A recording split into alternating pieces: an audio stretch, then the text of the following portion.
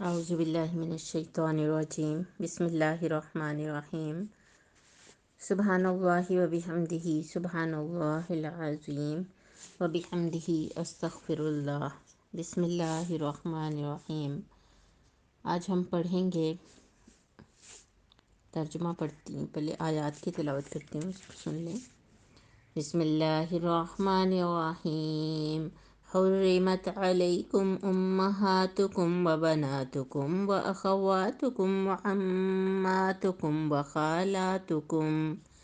وخالاتکم وبنات الاخ وبنات الاخت وامہاتکم اللاتی ارضعنکم وأخواتكم من الرضاعة وأمهات نسائكم وربائبكم التي في حجوركم من نسائكم اللاتي دخلتم بهن، فإن لم تكونوا دخلتم بهن فلا جناح عليكم، وحلائل أبنائكم الذين من أصلابكم، وأن تجمعوا بين الأختين إلا ما قد سلف، إن الله غفور رحيم۔ صدق اللہ العظیم۔ ترجمہ ہے، حرمت علیکم امہاتکم، حرام کر دی گئیں تم پر تمہاری مائیں، و بناتکم تمہاری بیٹیاں، و اخواتکم اور تمہاری بہنیں، و عماتکم اور تمہاری پھوپھیاں، و خالاتکم اور تمہاری خالائیں، و بنات الاخی اور تمہارے بھائی کی بیٹیاں، و بنات الاختی اور تمہاری بہن کی بیٹیاں، و امہاتکم اللاتی ارضعنکم اور تمہاری وہ مائیں جنہوں نے تمہیں دودھ پلایا ہو، و اخواتکم من الرضاعت اور تمہاری وہ بہنیں جو رضاعت کے رشتے سے ہیں، تمہاری دودھ شریک بہنیں، و امہات نسائکم اور تمہاری بیویوں کی، و امہات تمہاری بیویوں کی مائیں، و ربائبکم اللاتی فی حجورکم من نسائکم اللاتی دخلتم بہن اور تمہاری بیویوں کی وہ بیٹیاں جنہوں نے تمہاری گودوں میں پرورش پائی ہو، فَإِن لَمْ تَكُونُوا اور اگر تم تکونوا دخلتم بہن اور اگر تم نے ان خواتین کے ساتھ ابھی دخول نہیں کیا ہے، میاں بیوی والا رشتہ نہیں بنایا ہے، فلا جناح علیکم تو پھر اگر تم ان کے ساتھ نکاح کر لو تو کوئی گناہ نہیں، وحلائل ابنائکم الذین من اصلابکم اور تمہارے ان بیٹوں کی بیویاں بھی تم پر حرام ہیں جو تمہاری صلب سے ہوں، وَأَن تَجْمَعُوا بَيْنَ الْأُخْتَيْنِ اور تم پر یہ بھی حرام ہے کہ تم دو بہنوں کو جمع کر لو، إِلَّا مَا قَدْ سَلَف مگر یہ کہ جو پہلے ہو چکا، إِنَّ اللَّهَ غَفُورٌ رَحِيمٌ تو بے شک اللہ تعالیٰ بخشنے والا مہربان ہے۔ اچھا، اب شروع کرتے ہیں اللہ تعالیٰ کے نام سے جو رحمان اور رحیم ہے، اور تمام علوم اللہ رب العزت کے پاس ہی ہے، تو اللہ تعالیٰ سے دعا کرتے ہیں کہ وہ اللہ تعالیٰ ہمیں ان رشتوں کی صحیح معنوں میں سمجھ عطا فرمائے۔ اچھا، اس میں یہ چیز تو کلیئر ہے کہ حرمت علیکم امہاتکم تمہاری مائیں، اور مفسرین نے اس کے حوالے سے یہ لکھا ہے کہ ماں کے درجے پہ اس کے اوپر یعنی نانی، پڑ نانی اور وہ سب جو ہے نا وہ رشتے بھی حرام ہیں، اور اسی طرح بناتکم بیٹی کے حوالے سے بھی بیٹی، بیٹی کی بیٹی اور وہ سب، تو اخواتکم تمہاری بہنیں، و عماتکم اور تمہاری پھوپھیاں، و خالاتکم اور تمہاری خالائیں، اور یہ سگے رشتے یعنی سگی پھوپھو، اور یعنی سیکنڈ ریلیشن جو ہے نا وہ اس کے اندر شامل نہیں ہے، یہ وہ فرسٹ ریلیشن جو شامل ہے نا، اور تمہاری پھوپھیاں اور تمہاری خالائیں، اور بنات الاخی اور بنات الاختی بھائی کی بیٹیاں اور بہن کی بیٹیاں، پھر آگے ہے امہاتکم اللاتی ارضعنکم اور تمہاری وہ مائیں جنہوں نے تمہیں دودھ پلایا ہو۔ اب یہ دودھ پلانے والا جو کام ہے نا، اس کو ہم ذرا ایک نظر تھوڑا سا دیکھ لیتے ہیں کہ رضاعت کے رشتوں کی حرمت کے لحاظ سے نبی کریم صلی اللہ علیہ وسلم کی جو احادیث اس حوالے سے مجھے دستیاب ہے وہ میں آپ کو سناتی ہوں۔ حضرت ابن عباس سے روایت ہے کہ آپ صلی اللہ علیہ وآلہ وسلم نے فرمایا جو رشتے نسب کی روح سے حرام ہیں وہ رضاعت سے بھی حرام ہے۔ یہ بخاری کتاب الشہادات باب الشہادات علی الانساب میں سے یہ حدیث ہے۔ دوسری حدیث ہے، عقبہ بن حارث کہتے ہیں کہ میں نے ابو وہاب بن عزیز کی بیٹی سے نکاح کیا۔ پھر ایک عورت آئی اور کہنے لگی میں نے عقبہ اور اس کی بیوی دونوں کو دودھ پلایا۔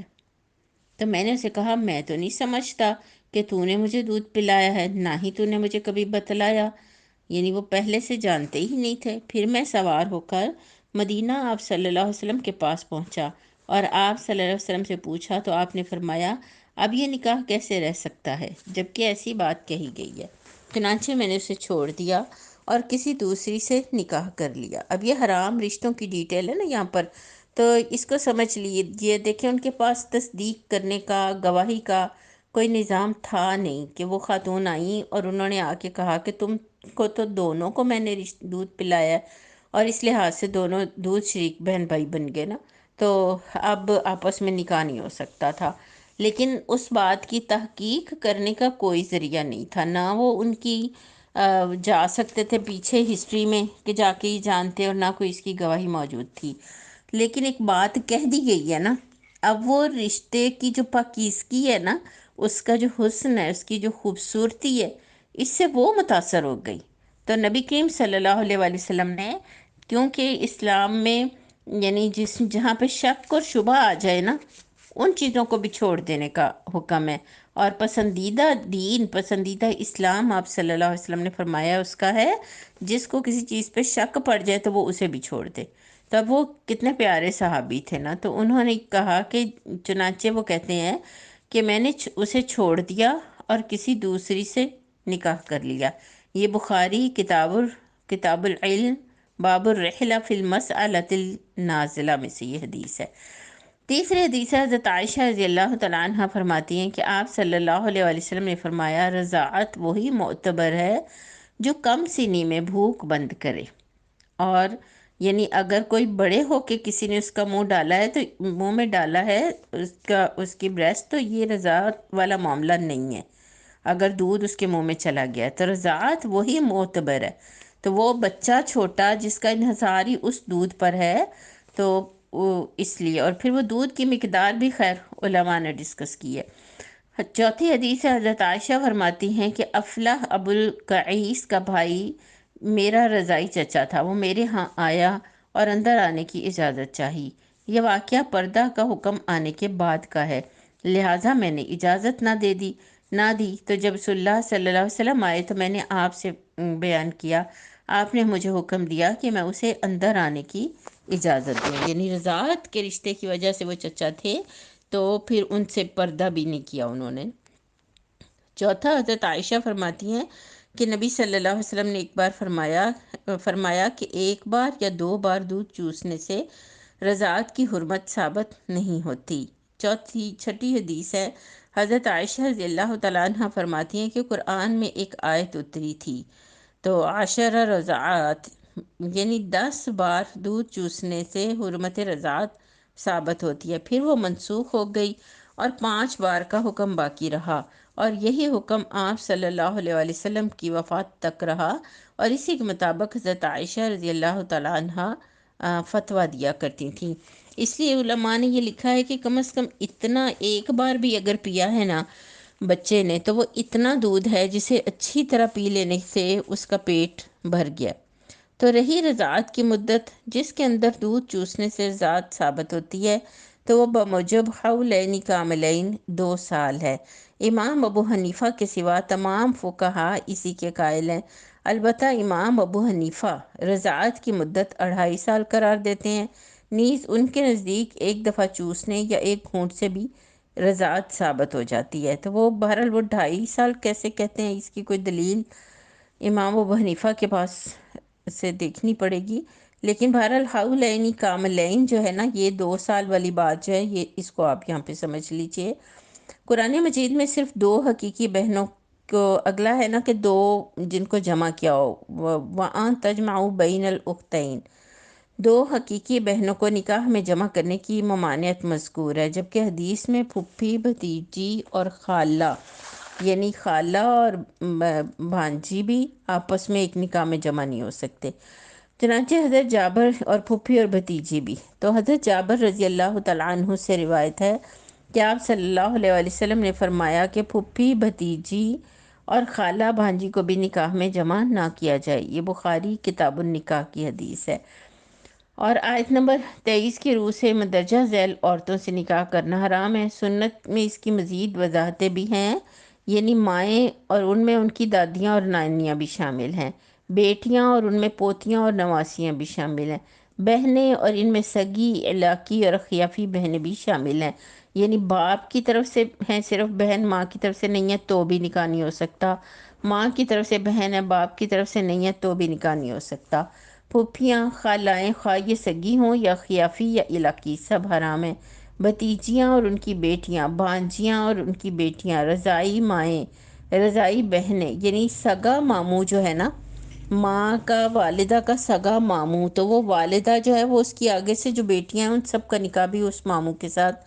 نہیں ہو سکتا۔ رضاعی مائیں، رضاعی بہنیں اور رضاعت کی روح سے وہ سب رشتے حرام ہیں جو نسب کی روح سے حرام ہیں۔ ساس اور سالیاں جب تک کہ ان کی بہن نکاح میں ہو، بیٹیاں اور سوتیلی بیٹیاں، بہو جو حقیقی بیٹے کی بیوہ ہے خاص طور پر اس سے نکاح حرام ہے، جو سوتیلے بیٹے کی ہے نا اس کا مسئلہ الگ ہے۔ دو بہنوں کو بیک وقت نکاح میں جمع کرنا بھی حرام ہے۔ اس حکم کے بعد فوراً ایک کو طلاق دے دی جائے گی۔ جب نبی صلی اللہ علیہ وسلم کے پاس یہ آیات اتر آئیں تو صحابہ نے پھر ایسے کیا تھا، ایک کو طلاق دی اور ایک کو چھوڑ دیا۔ اور اگلی آیت نمبر 24 کی روح سے تمام شوہر والی عورتیں بھی حرام ہیں، جو 5واں پارہ جہاں سے شروع ہوتا ہے۔ میری عزیز بہنوں، سورۃ النساء کے اندر چونکہ ایک خاندان کے دائرے سے لے کر حکومتی دائرے تک دین کی اقامت بتائی گئی ہے نا، تو جو پیچھے جو سبق اب تک ہم پڑھتے آ رہے ہیں اور پھر آج کے آیات میں ان حرام رشتوں کی پوری لسٹ دے دی گئی۔ تو یہ خاندانی جو معاملات ہیں ان کے اندر یہ آرگنائزیشن ہے، یہ اس کی تنظیم ہے، اور ان تمام معاملات میں خاندان کی جو آرگنائزیشن کی گئی ہے، تنظیم کی گئی ہے کہ کس کی اٹیچمنٹ کس کے ساتھ ہو سکے گی، کس نوعیت کی ہو سکے گی۔ بیٹی کو باپ کے گھر پیدا کیا گیا ہے اور وہ باپ کی بیٹی ہے، تو اب وہ اس کے ساتھ نکاح نہیں کر سکتا، تو اس طرح یہ ایک حرام رشتہ ہو گیا نا۔ تو یہ تنظیم، یہ آرگنائزیشن جو اللہ تعالیٰ نے کی ہے، یہ نظام فطرت کے رجحانات اور بالکل عین اس کے تقاضوں کے مطابق کی گئی ہے۔ یعنی عام جو انسان ہے، جو باپ ہے، تو وہ اپنی بیٹی کی طرف وہ شہوت کی نظر ڈالنا بھی گوارا نہیں کرے گا، اس کے دل میں وہ خیال بھی نہیں آئے گا۔ یعنی جیسے مغربی معاشرے میں ہم اس طرح کے کیسز سنتے ہیں، تو یا ہمارے ہاں بھی اب بہت زیادہ شراب اور بے حیائی اور یہ سب پھیل جانے سے ایسے واقعات ہمیں سننے کو مل جاتے ہیں۔ تو اگر کوئی ایسا ہو تو ایک بات ذہن میں رکھیے، وہ مریض ہے، اور مریض کا مطلب یہ نہیں ہے کہ اب اس کا علاج کیا جائے، بلکہ اس کا علاج اس کی سزا ہے، کیونکہ وہ دراصل اس نظام فطرت سے ہٹ کے اس نے ان جو فطری تقاضے ہیں نا ان سے ہٹ کے اس نے غلط طریقے سے اپنی جو خواہش ہے اس کو پورا کرنے کے لیے سوچا۔ تو جو فطرت ہے، جو تنظیم ہے خاندان کی، وہ نظام فطرت کے مطابق ہے، عین میری اور آپ کی جو کنسٹرکشن جس کے بنیاد پہ اللہ تعالیٰ نے کی ہے نا، وہ اس لحاظ سے اللہ تعالیٰ نے ان سارے رشتوں کو بنایا۔ تو یہ ایک بنیادی بات آپ کو سمجھنی ہے کہ خاندانی زندگی میں اصل میں جو مسائل ہو سکتے تھے متوقع طور پر، جہاں جہاں جیسے یہ آپ نے دیکھا کہ دودھ شریک بہن بھائی جو بنا دیے، اور پھر رضاعت کے رشتے سے جو بنا دیے گئے، تو یہ سب آپس میں، تو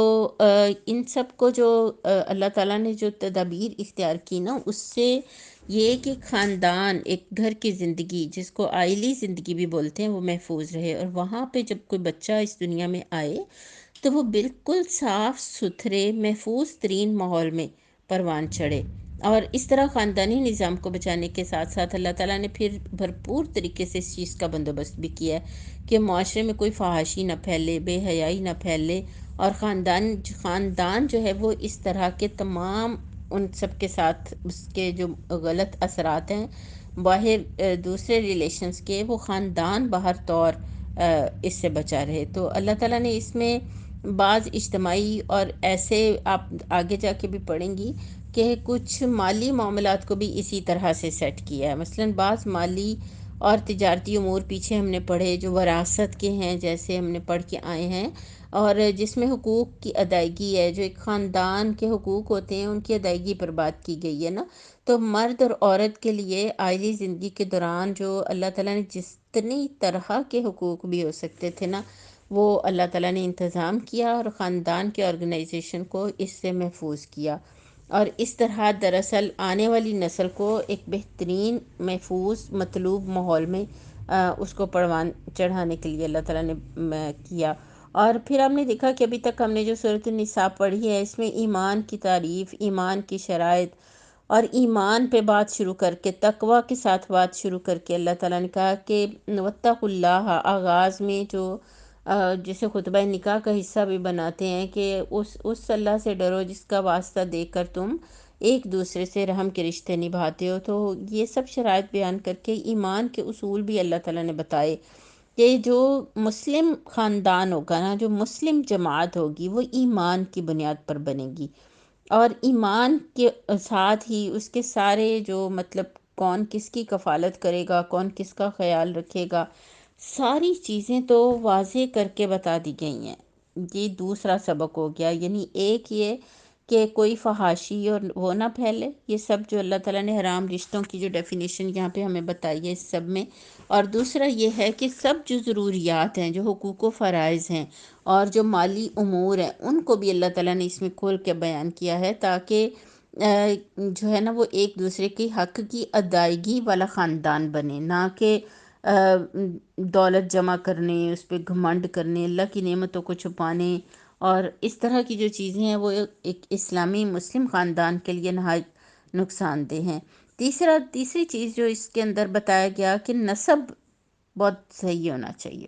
نسب کی حفاظت نہایت ضروری ہے،